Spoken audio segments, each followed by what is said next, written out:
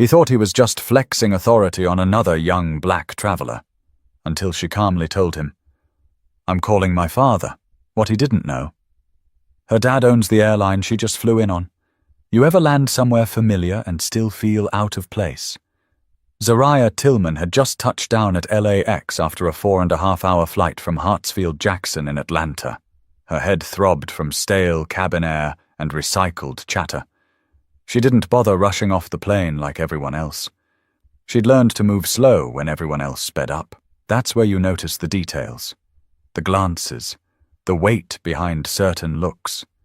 She adjusted the strap on her cream leather duffel, stepped through the jet bridge, and followed the stream of passengers toward baggage claim. Her mother, Cynthia, had texted during the layover, "I'll be in the pickup lane. Call when you're at the curb. Love you, Z."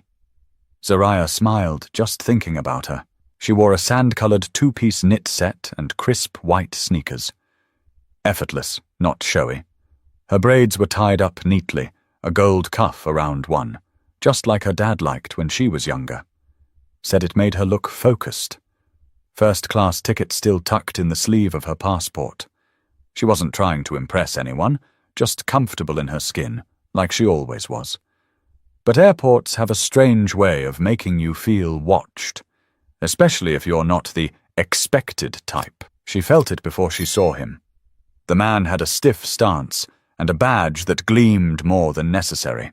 Officer Brent Mallory, posted up just past the first checkpoint. He didn't scan crowds, he scanned individuals. Eyes narrow, jaw clenched, looking like he was waiting for someone to mess up. Zariah wasn't in a rush. She checked her phone and kept walking, but she could feel his eyes sticking to her. "Excuse me, miss," came the voice. Direct. Clipped. Zariah turned. "Yes? Can you step over here for me?" She blinked. "What for?" "Random screening. No wand, no scanner, no actual screening equipment nearby. Just him and a small podium." Zariah hesitated. "I already cleared security in Atlanta. I'm just trying to get to baggage claim." "Ma'am, I asked you to step over here." His tone sharpened like a blade drawn just an inch further. She glanced around. People were passing through without pause. A young white guy in a Dodgers jersey had earbuds in and a huge duffel. He strolled by without a word. A woman in business heels barely noticed them. But now eyes were creeping in from every angle. Some curious, some cautious, most uninterested, but all aware. Zariah walked the few feet over, keeping calm. Her shoulders were square. "Is there something specific you need to see?" "Just answering some questions. Flight details, identification, that kind of thing." She pulled her boarding pass from her bag and handed it over. "Flight 422 from ATL, first class. Seat 2D. He looked at it longer than necessary. "First class?" he repeated. "Yeah." Mallory didn't hand it back right away. Zariah tilted her head. "Is there a problem?" "No problem. Just doesn't add up." Her eyes narrowed slightly. "What doesn't add up?" "You. This ticket." He handed it back now. Slower. "You don't exactly look like our typical first-class passenger." The pause between each word felt intentional, measured, heavy. Zariah's chest tensed, but her face didn't flinch. "And what does a typical first-class passenger look like to you?" Mallory didn't answer. He just smirked. A smug little twitch at the corner of his mouth like he was waiting for her to get loud, to make a scene. But she didn't. She slid the ticket back into her passport and looked him straight in the eye. "I'm going to baggage claim now." "I didn't say you could leave. You didn't say why I had to stop." He stepped closer. Not enough to threaten. Just enough to assert something invisible. Something that hung in the air between them. "I'm asking the questions." Zariah let a full second pass. "And I'm asking if you have a reason to detain me." Mallory's brow twitched. He didn't answer. He wasn't used to being checked, especially not like that. But Zariah wasn't scared. She was calculating. And the next thing she did would change everything. There's a look people get when they realize control is slipping, and Officer Mallory was wearing it now. Zariah didn't move. She stood steady, passport in one hand, phone in the other, her thumb hovering just above the screen. Not calling anyone yet, not reacting, just watching him with that same patience she learned from her father. The kind of patience that wasn't passive.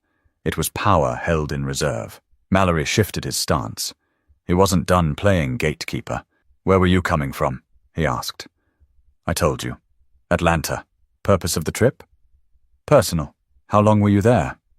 Zariah kept her gaze even. "I was born there. I visit family every few months." Mallory raised an eyebrow. "You have identification to confirm that?" "Like my ID?" "Yes." She pulled out her California driver's license and handed it over. It was valid, clean, nothing questionable. But he still held it like he was doing her a favor by giving it back. "You always fly first class?" "Not always. My dad booked this one." Mallory sniffed like he'd caught her in a lie. "Must be nice." Zariah didn't bite. He circled a little, not physically, but in his questions, asking the same things again with slightly different words, as if trying to trip her up. He asked about her bags, her seat number, the time she boarded. He asked who picked her up in Atlanta, where she stayed, when she booked the ticket. People were watching now. Not a crowd. Not yet. But enough. A woman near the Starbucks paused long enough to make eye contact with Zariah, then quickly looked away when Mallory turned his head. A baggage handler slowed down, pushing a cart of suitcases, pretending to check the tags. Zariah's voice stayed cool. She'd been taught to never match someone else's anger in public. That's how they flip the script on you. But inside? Inside. Her stomach burned. "What is this really about?" she asked finally. Mallory smiled. Just barely. "Like I said, routine. No one else from my flight is getting questioned. You don't know that. I was one of the first off the plane. I watched them walk right past you. You're getting defensive. I'm asking you to explain what's going on." "That's not defensive." "That's fair." He stepped in again, slightly closer. "You've got a little attitude. You've got a lot of assumptions." That hit, not loudly but sharply. Mallory stared at her for a beat. His jaw tensed. His voice dropped. "Look, lady, I don't care how much that ticket cost or who paid for it. People who act like they're better than everyone else usually have something to hide." Zariah almost laughed, not because it was funny, but because it was so tired, so weak. "Better than everyone else?" she repeated. "You don't know anything about me," he ignored her. "I see this a lot. Fly in, act entitled, mouth off when asked basic questions. You think I haven't seen this play out?" She was done. Without saying a word, she unlocked her phone and tapped on a name in her favorites. Mallory raised an eyebrow, amused. "Who you calling?" She looked him dead in the eye. "My father." "Oh, sure. Let me guess. Lawyer? Congressman? CEO?" Zariah didn't answer. The phone rang twice, then picked up. "Z? You good?" His voice was calm, smooth, and steady. She felt it wrap around her like armor. "Daddy," she said softly, but clearly. "I need you at Terminal 4, Southwest. Baggage claim level. There's an officer here who thinks I don't belong." Pause. Silence. "I'm on my way," he said. Nothing more. He didn't ask questions. He didn't yell. He just knew. Zariah ended the call and slid the phone into her back pocket. Mallory chuckled. "That's supposed to scare me." She raised one eyebrow. "You'll find out soon enough." But what neither of them knew yet was just how quickly things were about to shift, and who exactly was walking into the building. 5 minutes can feel like an hour when silence thickens the air. Officer Mallory shifted his weight again. Something in him had started to itch. The kind of discomfort that doesn't come from being challenged outright, but from the quiet certainty someone else holds when they're not afraid of you. Zariah stood where she was. Not smug. Not rattled. Just still. Passengers kept trickling past. A man in khakis and a too-tight polo glanced at the scene, then back at his phone. A mother pulled her daughter a little closer. The atmosphere wasn't hostile. It was cautious, like everyone was waiting to see who was going to make the next move. Mallory crossed his arms. "You always this dramatic?" Zariah didn't even blink. You always this wrong? He chuckled, but it didn't land. The confidence he'd come in with was fraying. The joke fell flat. A supervisor in a grey blazer stepped out from behind the glass doors leading to the administrative offices. Her name tag read T. Ramirez. She scanned the scene for half a second and walked briskly toward them. Everything all right here? She asked. Not casual. Professional. Tight. I've got it under control. Mallory replied without looking at her. I wasn't asking you, Ramirez said. That was the first crack. Mallory turned, clearly caught off guard. This is routine protocol. Passenger was acting evasive. She wasn't acting evasive, Ramirez said, cutting him off. She was standing in line with her documents in hand. I just reviewed the footage from 2 minutes ago. Zaraya didn't speak. She didn't need to. Ramirez turned to her. Ma'am, do you feel unsafe? Zaraya met her eyes. No, just tired. And being stopped without cause isn't exactly new to me. Ramirez's jaw flexed just slightly. I'm sorry you were made to feel like this. If you'd like to file a report, I can escort you to the office. Zaraya nodded slowly. Not yet. My father's on the way. I'll speak with him first. Something about that sentence made Ramirez pause. Your father. But before Zaraya could answer, 2 black SUVs rolled up to the curb, just beyond the sliding glass doors. Both parked in the zone usually reserved for shuttles and VIPs.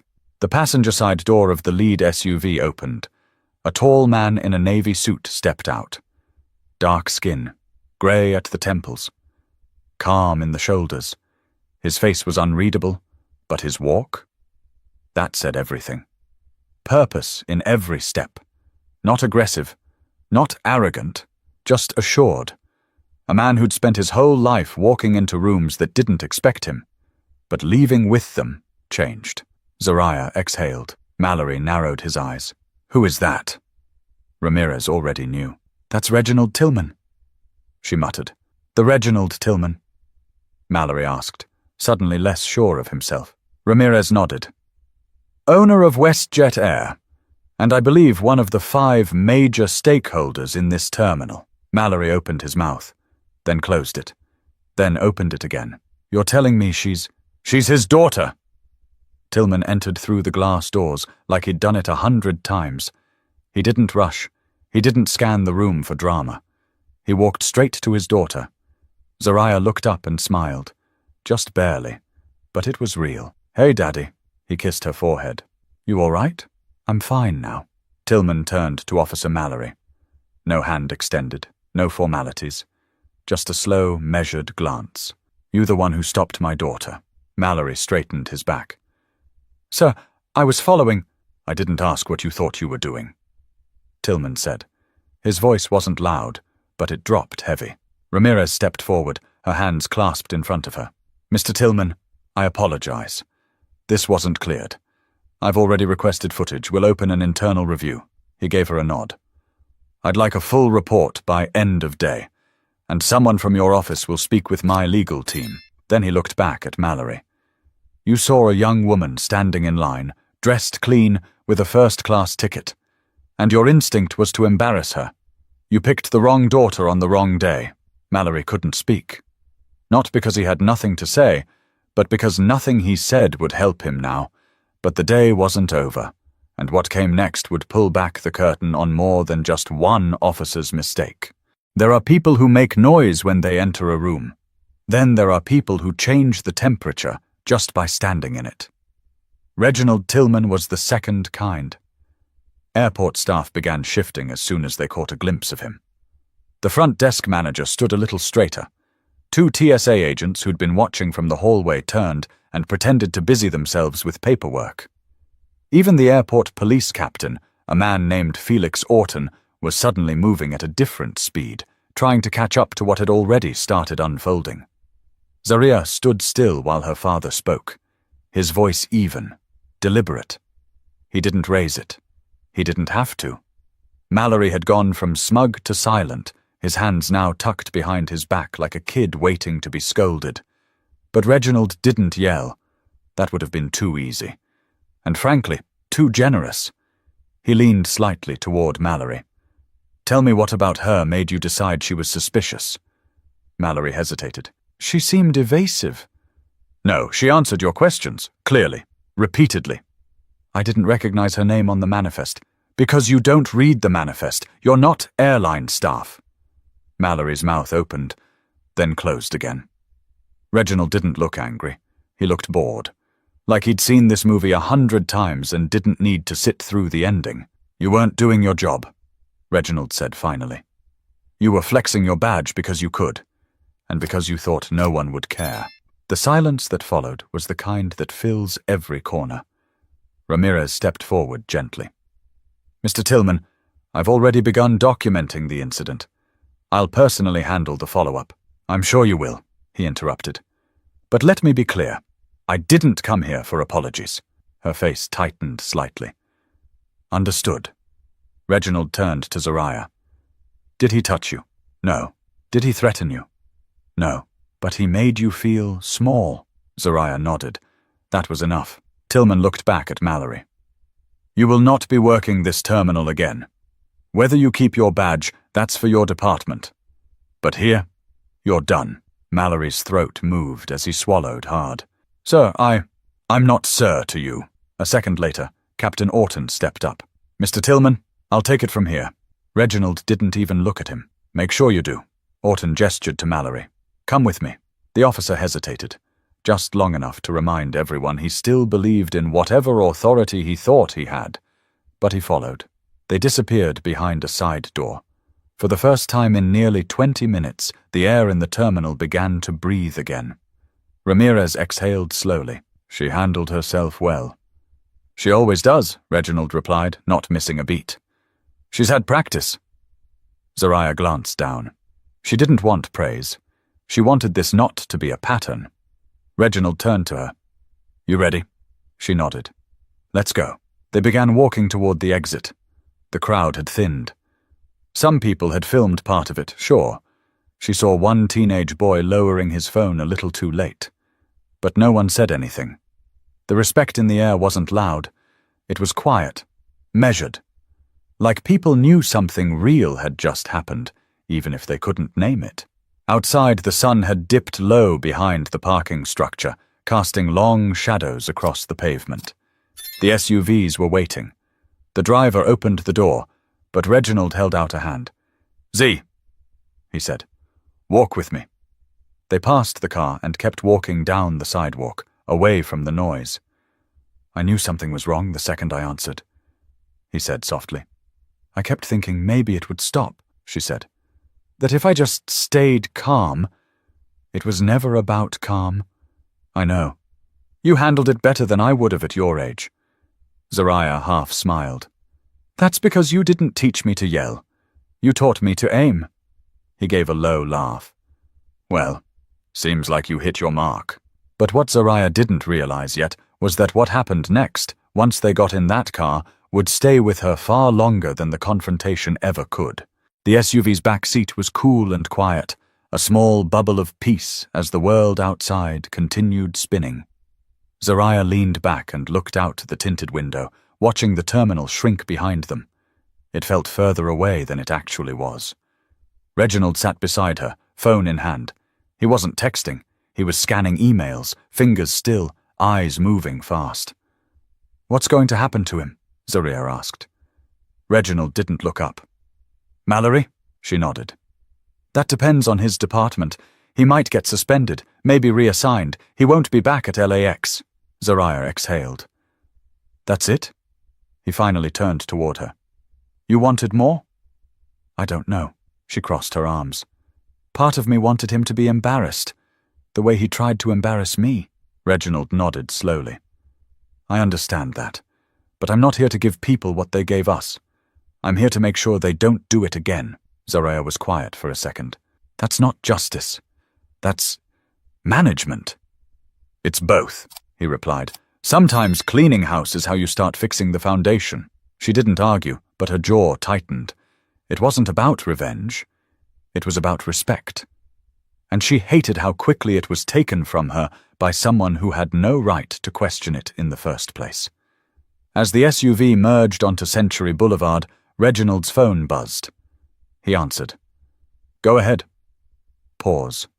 Have legal reach out before noon tomorrow. Pause again. Yes, the statement goes out tonight. Tell them to keep it simple. Nothing performative. He hung up and looked back at Zariah.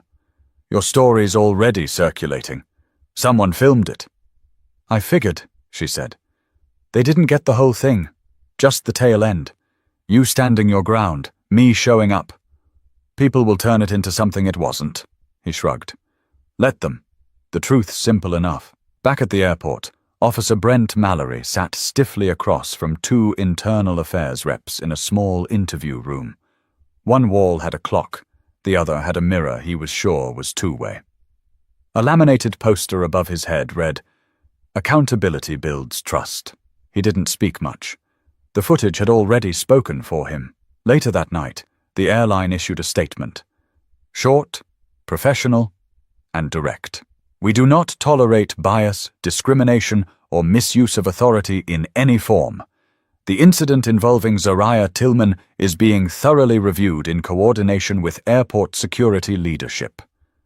Zariah's phone buzzed again. Messages were pouring in, some from friends who'd seen the clip, others from numbers she didn't recognize. A few were congratulatory. A couple were angry. You're going to get reactions from both sides. Reginald said calmly. That's the nature of truth. It makes people uncomfortable. I didn't want to be anyone's symbol. You're not a symbol. You're my daughter. A person. This just happened. And you handled it. She looked down at her hands. Why does it happen so much?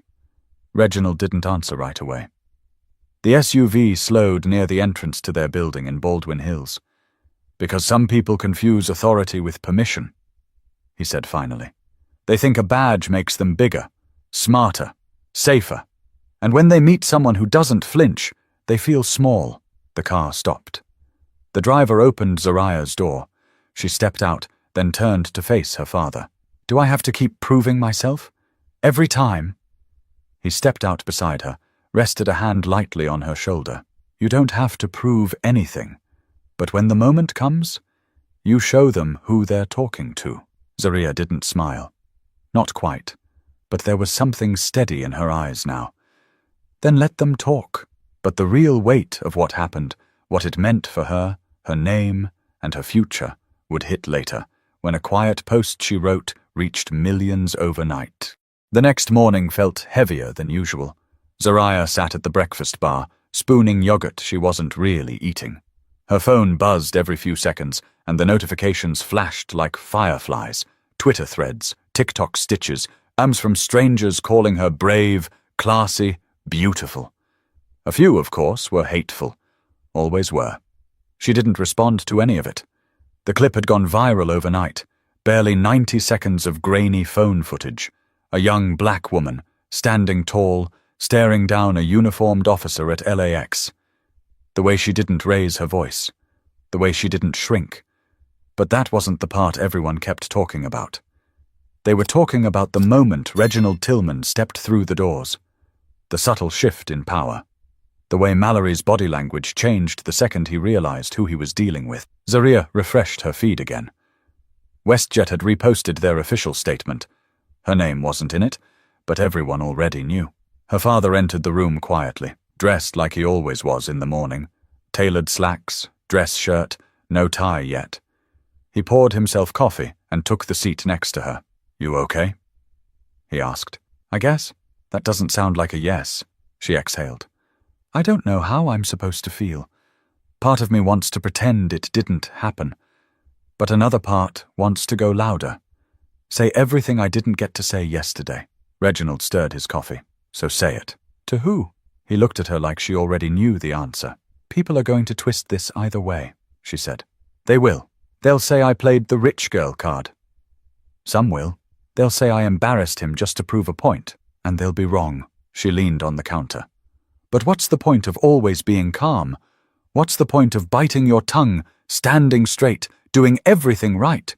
If someone can still stop you, judge you, try to put you in a place they think you belong. Reginald let the silence breathe. I used to think, she continued, that if I was perfect enough I could outrun it.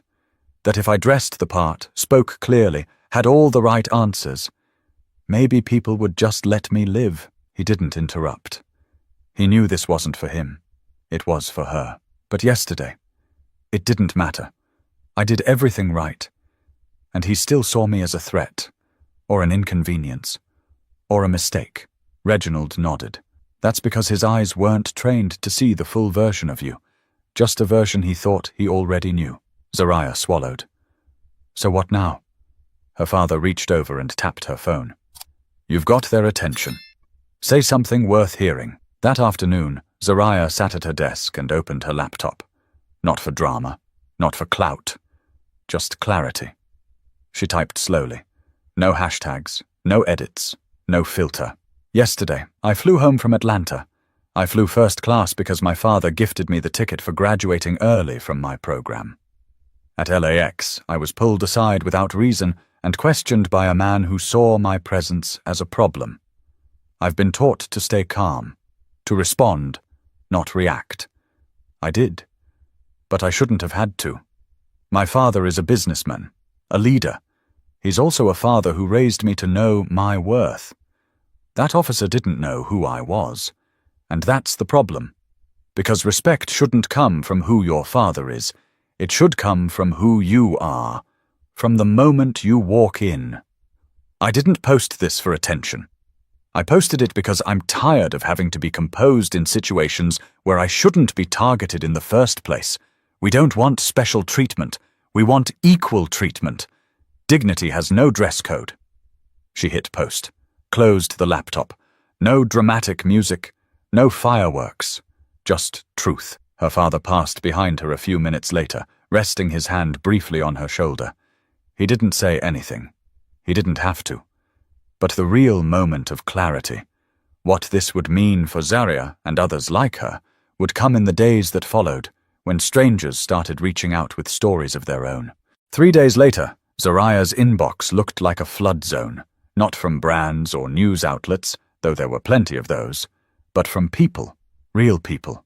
Dozens of emails, hundreds of DMs, and voice messages that cracked mid-sentence. Young women, older men, flight attendants, nurses, college students, a retired Marine, all saying the same thing in different words. It happened to me too. There was no single story. One woman described being pulled aside at DFW and interrogated while her white co-worker passed without a glance. A high school student wrote about being trailed by mall security for wearing a hoodie while holding a violin case. One man shared how he'd flown with his daughter for the first time last year, and the gate agent triple-checked their boarding passes before finally letting them through, after every other family had already boarded. Some messages were only a sentence or two. Some were long, some were angry, some were tired. But every one of them landed the same. Zariah hadn't expected this. She didn't want to be a symbol, like she told her father.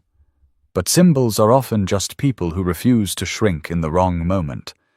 And whether she liked it or not, people had seen something in her that day that they needed for themselves. WestJet's board released a second statement, this time with her name. Reginald didn't write it, but he read it before it went public. Zariah did too. We thank Ms. Zariah Tillman for her composure and clarity during an incident that should never have occurred. While we regret what took place, we recognize the opportunity it presents to reinforce our values, not just in word, but in practice. Zariah didn't repost it. She didn't need to. Her original message had already been shared by educators, community leaders, even a few celebrities. But it wasn't the attention that moved her. It was the validation. The quiet confirmation that she wasn't alone. By the end of the week, the officer involved, Brent Mallory, was placed on indefinite administrative leave pending further review. Rumors circled online. Some said he'd been reported before. Others said he filed a formal complaint about how the incident was handled. But the facts were the same. He stopped the wrong woman for the wrong reason, and now he was facing the right consequences. Zariah's final moment of clarity came on a Thursday night.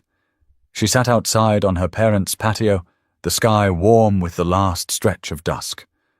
Her mom had just gone inside to finish a call. Reginald sat beside her, a glass of iced tea sweating onto the table between them. Zariah looked up at the stars, thinking out loud. I keep going back to that moment. When he said, "You don't look like someone who flies first class." Reginald raised an eyebrow. What would that person look like? I don't know. Someone quieter. Someone less visible. Her father was quiet for a second, then leaned in slightly. You know what I think? What? I think you look exactly like someone who belongs in first class. You just don't look like the version he made up in his head. And that's not your problem. Zariah smiled at that. A real one, this time. You did good, he said softly. She nodded. So did you. He looked amused. I didn't do anything. You showed up, that was everything. They sat there a while longer, neither rushing to speak. And as the night deepened, Zariah opened her phone one last time and wrote a single line above a black screen. Dignity isn't something you earn from strangers.